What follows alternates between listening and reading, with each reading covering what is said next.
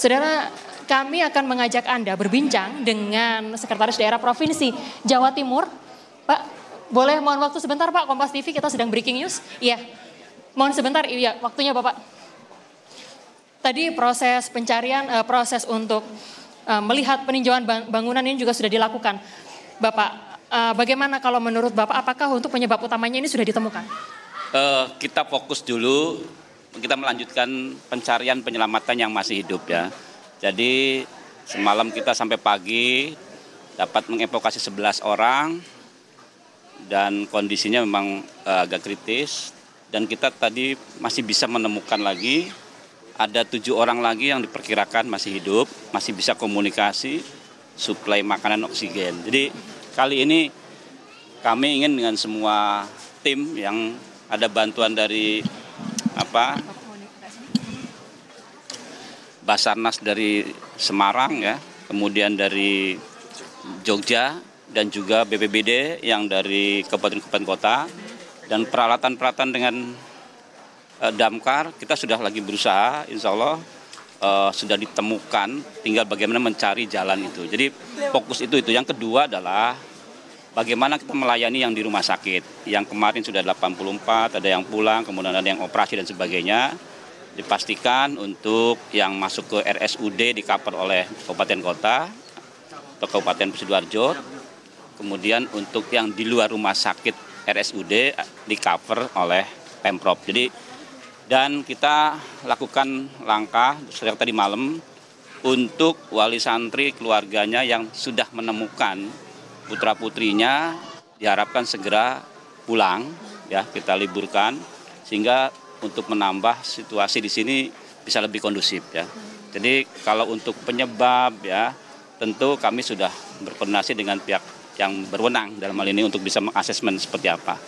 Fokus kami saat ini penyelamatan, save life ya. Artinya masih ada 7 orang yang saat ini masih dicari di situ Pak? Ya, dari yang tadi malam tidak kelihatan, setelah kita masuk dengan cara membuat lubang, jadi mulai bisa kita kelihatan dan sudah kita suplai makanan, oksigen. Jadi fokus kita 7 ini harus selamat, maka alat berat belum bisa kita gunakan, takut nanti runtuh lagi ya. Jadi mudah-mudahan 1 kali 24 jam ini kita selesaikan dulu, baru kita mencari jenazah seperti itu ya. Pak, artinya dari 7 orang ini hingga saat ini kondisinya selamat begitu Pak? Ya, dari sisi bisa komunikasi, kemudian suplai makan bisa selamat, tapi ya lukanya tentu sangat berat ya. Kebanyakan memang terhimpit ya seperti itu. Jadi perlu alat-alat untuk membongkar itu, dan ini makanya kami targetkan yang hidup itu selesai dulu ya. Artinya Pak, kalau bisa dilihat secara keseluruhan berapa orang yang masih ada di dalam lokasi bangunan tersebut Pak? Kalau yang terdeteksi kasat mata mungkin ada 12-an ya, tapi sebetulnya kita belum bisa memastikan itu karena masih tertutup. Kalau nanti yang 7 itu sudah kena, maka kita bisa ambil beton, kita potong, kita ambil, kita dengan alat berat, maka akan kelihatan berapa jumlahnya. Karena kami masih mendata, mencocokkan antara jumlah murid putra, kemudian yang hadir pada waktu absennya, itu masih ada yang belum pas ya. Jadi kami belum bisa memastikan.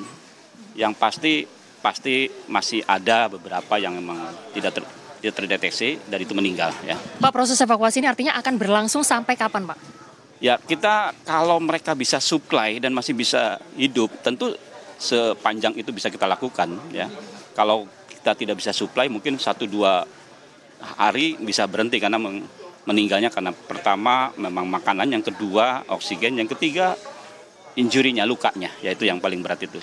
Mas, satu lagi, ini kan banyak wali murid, orang tua, keluarga yang saat ini ingin memastikan anggota keluarganya bagaimana informasi apa yang ingin disampaikan kepada para wali murid yang keluarga yang sedang mencari? Ya, pertama kita membuka posko informasi, baik yang masih terdeteksi maupun yang belum terdeteksi, mohon untuk bisa bersabar terus berkomunikasi dengan posko kami. Dan tidak seluruh ya keluarga besar dibawa ya, karena kami juga harus bekerja gitu kan ya. Insya Allah komunikasi kami dengan rumah sakit, dengan tim evakuasi akan sampai di posko. Jadi tidak masuk ke dalam area evakuasi itu supaya memudahkan petugas, saya kira itu. Baik, terima kasih untuk waktunya bersama kami Bapak Adi Karyono, Sekretaris Daerah Provinsi Jawa Timur.